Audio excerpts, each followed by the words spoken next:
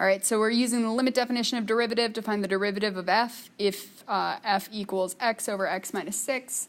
And let's first remember the limit definition of derivative. It's the limit as h goes to 0 of f of x plus h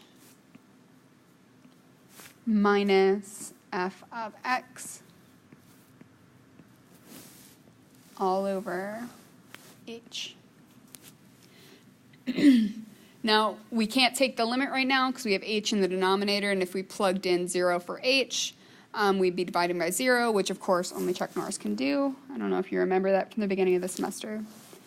But there are two issues with this type of problem that I expect for you to encounter. The one is remembering how to plug in x plus h, and the way I always recommend you do that is to think of whatever you're plugging in to f to be in a box. So in this case, you are going to put the box here and the box here.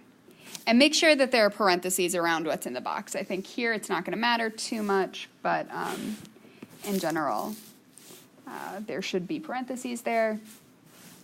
So f of x plus h is x plus h over x plus h minus 6.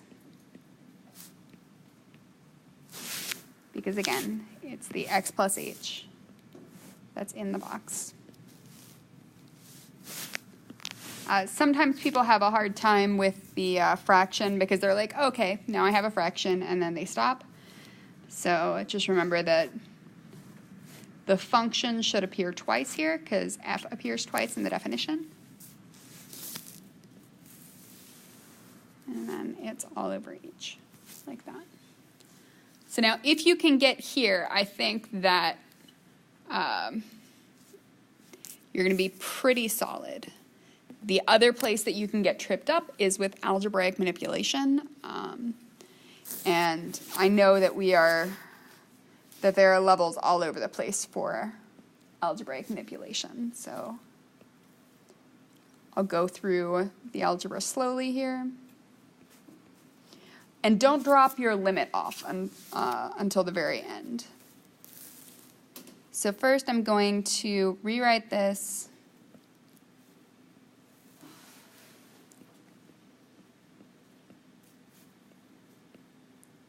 I'm going to leave a big break here.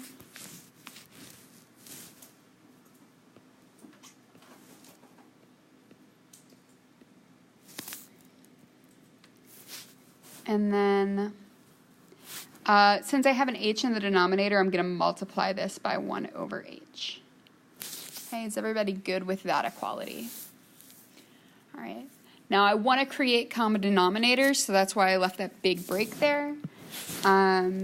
Because the common denominator is going to be x plus h minus 6 times x minus 6. So I'm going to multiply this first guy by x minus 6 over x minus 6. And the second guy by x plus h minus 6 over x plus h minus 6.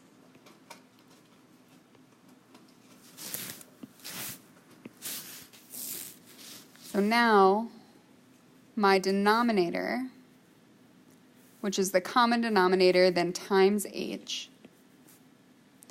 this is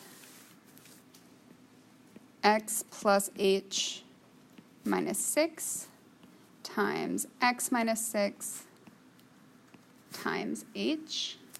And don't multiply the denominator out. You won't be wrong if you multiply the denominator out, but it won't help you. And then I have, for my numerator, x plus h, x minus 6, minus x times x plus h minus 6. Is everybody good there?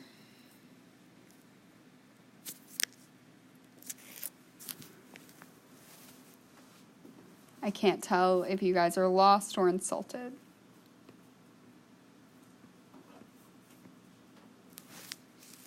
suspect that different people feel both of those things in various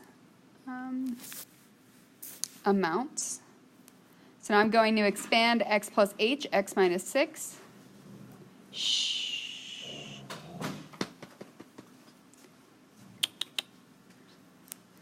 It's going to be great when I upload this to YouTube and people hear me like too eager in the middle of my lecture.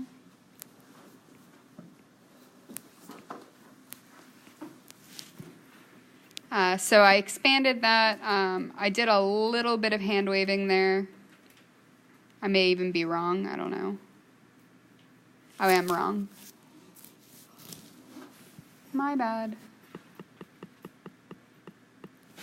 So outer is minus 6x. Inner is plus x times h. And then minus 6h. So that's that first piece. And then minus, and I'm just distributing the x through. So x squared plus xh minus 6x.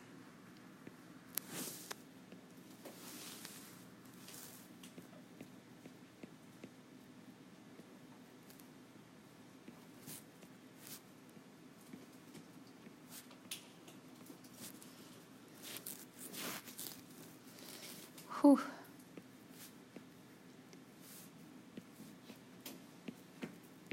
So now, maybe I'll just copy this guy over.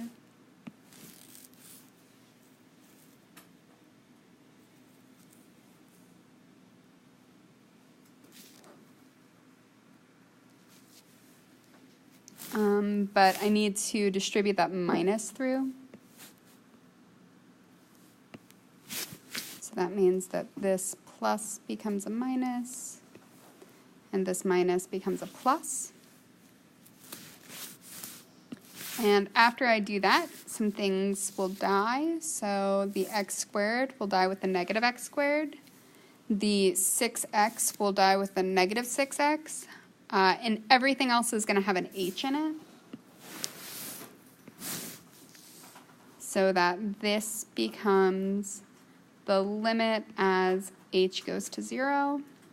I can factor out that h that's shared.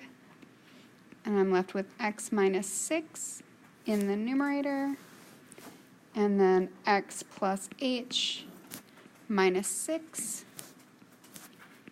X minus 6 and h. And now similar to before, the h is going to cancel because it's in the numerator and the denominator. And now I'm, yes, what?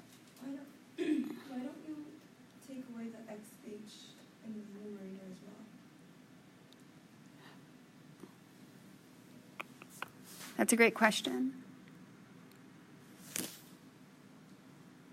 I just missed it. Thank you. So these will cancel, and then does this just simplify then to negative 6h?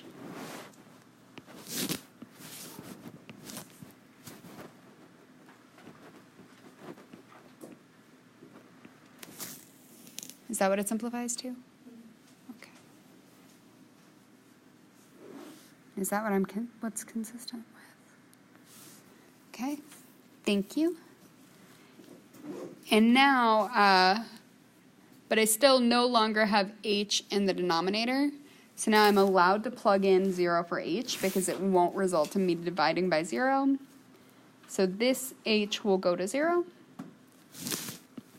And now that I've taken the limit, I don't need to write that limit as h goes to 0 anymore. So this is just negative 6 over x minus 6 times x minus 6. And if you were to use the shortcut rules, it might look more like this.